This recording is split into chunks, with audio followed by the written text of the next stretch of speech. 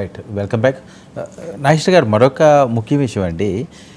విజయమ్మ గారు ఏదైతే షర్మిల గారు కాంగ్రెస్ తీర్థం పుచ్చుకుంటే పిసిసి అధ్యక్షురాలు అయిన తర్వాత ఆవిడ చేసిన ప్రసారం అవనియండి, అసలు విజయమ్మ ఎటువైపు వెళ్తుంది, ఎలా ఉంటుంది, కూతురా కొడుకా అని చాలా చర్చలు జరిగినాయి. సో ఇందులో ఈ నేపథ్యంలో ఎన్నికలకు ముందు ఆవిడ ఎవరికి ప్రచారం చేయకపోగా ఆవిడ రిలీజ్ చేసిన వీడియో ప్రభావం వైఎస్ అభిమానుల్లో ఎలా ఉండే అవకాశం ఉంటుంది సార్? ఆ వీడియో కంటెంట్ కాంటెక్స్ట్ రెండు చూడండి. కంటెంట్లో క్లియర్గా ఆమె షర్మిలకు మాత్రమే మద్దతు ఇచ్చింది. అవును, తప్ప జగన్ ఓడించమని ఆమె ఎక్కడ పిలిపియలేదు. సౌభాగ్యమ లాగానో సునీత లాగానో షర్మిల లాగానో ఆమె ఎక్కడ మాట్లాడలేదు. అవును. అయితే షర్మిల మాట్లాడుతున్నారు కనుక ఆమెను ఎండారు చేయడం అంటే జగన్ను వ్యతిరేకించడమే కదా అని ఒక అభిప్రాయం రావచ్చు. బట్ ఏదైనా ఆమెకు ఉన్నటువంటి ఛాలెంజ్ పాపం, ఒకవైపు బిడ్డ మరోవైపు కొడుకు. సో ఇద్దరి మధ్య జరుగుతున్న ఘర్షణ, ఆమె ఆమెలో ఆవేదన ఉంటుంది. అందువల్ల మీరు ఆ వీడియోలో కూడా చూసినా చాలా స్పష్టంగా ఆమెలో ఆవేదన కనబడుతుంది. ఆమె ఏదో షర్మిలకు మద్దతు ఇస్తూ ఉత్సాహవంతంగా కాకుండా ఇలాంటి పరిస్థితి నాకు ఎందుకు వచ్చింది అనేటువంటి ఆవేదనతో మాట్లాడినట్టు క్లియర్ కనబడుతుంది. అందువల్ల ఆమె షర్మిలను గెలిపించమన్నది కానీ జగన్ ఓడించమని పిలిపివ్వలే. అయితే షర్మిలను ఓడించమంటే జగన్ గెలిపించమన్నట్టే కదా అని ఎవరైనా కంక్లూజన్ రావచ్చు. అవును. ఇప్పుడు కడపలో చంద్రబాబు నాయుడు ప్రచారం చేస్తూ జగన్ ఓడించమన్నాడు అంటే అర్థం షర్మిలను గెలిపించమన్నట్ట, టీడీపీని గెలిపించమన్నట్టే. అయితే విజయమ్మ అప్పీల్ ఒక్కటి మాత్రం నిజం. విజయమ్మ అప్పీల్ డెఫినెట్గా జగన్కు ఆ మేరకు ఎంబ్రాస్మెంటే. ఆమె ఏ అప్పీలు చేయకుండా ఉంటే జగన్కు మరింత ఫెసిలిటేషన్ ఉండేది. సో ఆమె షర్మిల బహిరంగంగా జగన్ను వ్యతిరేకిస్తూ ఇంత స్టాండ్ తీసుకున్న సమయంలో షర్మిలను ఎండార్స్ చేస్తూ ఆమె అపీల్ చేసి చేయడం డెఫినెట్గా జగన్కు ఎంబ్రాస్మెంట్. సార్ ఒక్కసారి బయట కూడా విందాం సార్, ప్రేక్షకులకి ఒక ఐడియా వస్తుందేమో. ప్లీజ్ విజయమ్మ గారు బయట ప్లే చేయండి. మనం రాజశేఖర రెడ్డి గారిని అభిమానించేవారు, వారికి రాజశేఖర రెడ్డి గారిని ప్రేమించే వారికి యావత్ కడప లోక్సభ నియోజకవర్గ ప్రజలందరికీ నా విన్నపం. రాజశేఖర రెడ్డి గారిని ఏ విధంగా మీరు అభిమానించారు, ఏ విధంగా హక్కును చేర్చుకున్నారు, ఏ విధంగా నిలబెట్టుకున్నారు, ఆయన కూడా ఆయన ఊపిరి ఉన్నంత వరకు ప్రజాసేవలో మీకే అంకితమయ్యారు. మీకు సేవ చేస్తానే ఆయన చనిపోయారు. ఈరోజు ఆయన ముద్దు బిడ్డ షర్మిలమ్మ పార్లమెంట్ కంటెస్ట్ చేస్తా ఉంది. ఈరోజు ఆ బిడ్డను ఆశీర్వదించమని, పార్లమెంట్కి పంపమని, ఆయనలాగా మీకు సేవ చేసే అవకాశం ఆమెకి ఇవ్వమని వాళ్ళందరినీ ప్రార్థిస్తున్నాను. Okay sir please. సో నేను అందుకే ఇంతకు చెప్పింది, ఆ బయటలో క్లియర్గా కడప లోకసభ నియోజకవర్గం అన్నారు. అవును. అంటే ఆమె షర్మిల నాయకత్వంలో ఉన్న కాంగ్రెస్ పార్టీ అభ్యర్థులందరినీ గెలిపించమని కూడా ఎక్కడ చెప్పలేదు. అవును. కడప లోక్సభ నియోజకవర్గంలో ఉన్న అసెంబ్లీ నియోజకవర్గంలో పోటీ చేస్తున్న కాంగ్రెస్ అభ్యర్థులు గెలిపించమని కూడా చెప్పలేదు. షర్మిల అభ్యర్థులే అట్లీస్ట్ ఆ లోక్సభ సెగ్మెంట్లో. అందుకే ఆమె కడప లోకసభ నియోజకవర్గం అన్నారు ఆమె క్లియర్గా. So our appeal was very much confined to Sharmila. అయితే ఈ కంటెంట్ రీత్యా చూస్తే చాలా క్లియర్గా ఆమె ఆ డిమార్కేషన్ చేసింది. కానీ డెఫినెట్గా నేను ఇంతకుముందు చెప్పినట్లు ఒక ఎంబరాస్మెంటు జగన్తో షర్మిల బహిరంగంగా పోరాడుతున్న సమయంలో షర్మిల ఎండార్స్ చేయడం జగన్మోహన్ రెడ్డికి ఒక పెద్ద ఎంబరాస్మెంట్. రెండవ ఎంబరాస్మెంట్ ఏంటంటే షర్మిలను కడప లోక్సభ పంపన్నది కానీ జగన్మోహన్ రెడ్డి మరోసారి ముఖ్యమంత్రి ఏమైనా అప్పీల్ చేయలేదు. నాకు గుర్తున్నంత వరకు అయితే అలాంటి వీడియో అయితే రాలే. ఆమె ఒకప్పుడు వైఎస్ఆర్ కాంగ్రెస్ గౌరవాధ్యక్షురాలు. షర్మిలను గెలిపించమని పిలిపించిన విజయమ్మ జగన్ను మరోసారి ముఖ్యమంత్రి చేయని ఎందుకు పిలిపివ్వలేదు అంటే ఆమె క్లియర్గా జగన్మోహన్ రెడ్డి షర్మిల కాన్ఫ్లిక్ట్లో జగన్ వైఖరిని డిసప్రూవ్ చేసామా నిజం. కానీ జగన్ను ఓడించమని పిలిపేతి ఇవ్వలేదు. ఈ రెండు ఫ్యాక్టర్స్ నిజం. సో ఆమె జగన్ వ్యవహరించిన తీరు షర్మిల పట్ల ఆమెలో విముఖత, వ్యతిరేకత ఉన్నదని దీన్ని బట్టి క్లియర్గా అర్థమవుతుంది. కానీ ఇది కంటెంట్ వరకు. కాంటెక్స్ట్ ఏంటి ఇది ఎవరికైనా తెలియదా? కామన్ పొలిటికల్ కామన్ సెన్స్ ఉన్న వారికి కూడా విజయమ్మ ఈ వైఖరి తీసుకుంటుంది అనేది అందరికీ తెలుసు. డౌట్ ఏంటి బహిరంగంగా వస్తుందా రాదా అనేది తప్ప. సో ఈ మొత్తం ఎపిసోడు విజయమ్మ మనసులో ఉన్నది ఏంటి అనేది ఆంధ్రప్రదేశ్ ప్రజలందరికీ తెలుసు కదా.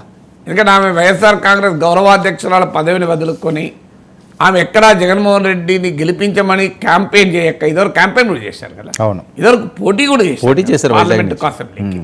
అందువల్ల ఆమె ఆ వైసీపీకి దూరంగా ఉన్న సంగతి అందరికీ తెలుసు. So context is known, content is not known. Context is known, but ఈ టర్న్ తీసి బహిరంగ అప్పీల్ చేస్తా అన్నదే కొత్తది. అందువల్ల ఇది రాజకీయంగా ఎంత మేరకు ప్రభావం చూపుతుంది అనేది ఇప్పుడు క్వశ్చన్ మార్క్. సో అల్టిమేట్గా విజయం అప్పీల్ వల్ల జగన్కు వ్యతిరేకంగా ఓట్లు పడితే ఎవరికి ప్రయోజనం కలుగుతుంది?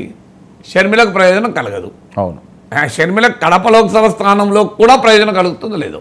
ఇప్పుడు విజయం అప్పీల్ ఎవరికి పోతుంది? రాజశేఖర్ రెడ్డి అభిమానించేవారు పోతుంది. ఎస్. సో జగన్కు వ్యతిరేకంగా విజయమ్మ అప్పీల్ ప్రభావం పోతే ఎవరికి నష్టం? రాజశేఖర్ రెడ్డి బిడ్డకే నష్టం కదా. అవును. సో రాజశేఖర్ రెడ్డి అభిమానులు విజయమ్మ అప్పీల్ వల్ల జగన్కు వ్యతిరేకంగా చంద్రబాబు నాయుడుకు ఉపయోగపడతారా అనేది నా క్వశ్చన్. అవును, జగన్ పట్ల అసంతృప్తి ఉండొచ్చు, జగన్ పైన అలగచ్చు, గులగచ్చు, జగన్ ఇట్లెందుకు చేసిన షర్మిలను అనొచ్చు, తల్లి పట్ల కూడా ఇలా ఉండడా అని ఎన్నైనా విమర్శించు. అల్టిమేట్గా వాళ్ళు చంద్రబాబు నాయుడుకు సపోర్ట్ చేయడం అంటే రాజశేఖర రెడ్డి అభిమానులు చేయగలరా? ఇది ఫండమెంటల్ క్వశ్చన్. తర్వాత పొలిటికల్ మూడ్ దాటి ఇలాంటి ఇష్యూస్ రావండి ప్రభావం. మీకు ఒక ఉదాహరణ చెప్తాను.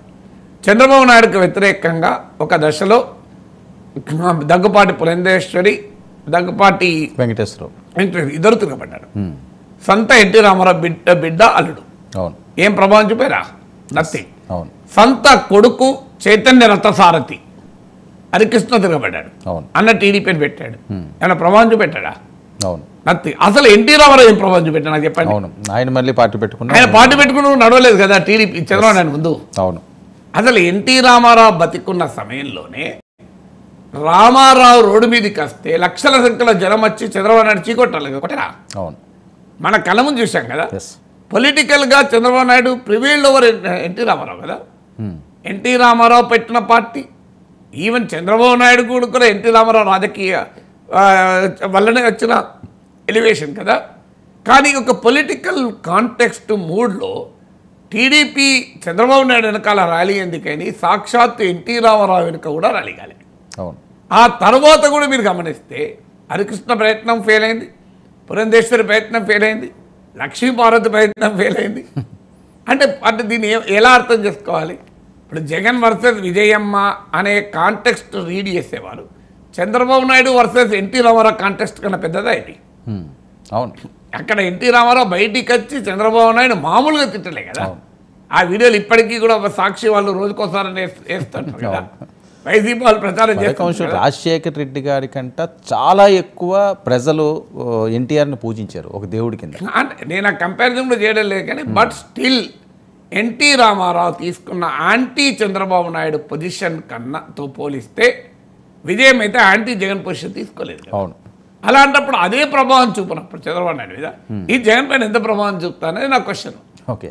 ఇలా మనకు ఈ పొలిటికల్ కాంటెక్స్ట్లో ఫ్యామిలీ డిస్ప్యూట్స్ అసలు చాలా విచిత్రంగా ఉంటాయి. మనం అనుకున్నట్లుగా వీరు వాళ్ళ మీద వ్యతిరేకం, వాళ్ళ మీద కోపం కనుక వెంటనే ఇలా ఉంటుంది అని చెప్పలేము.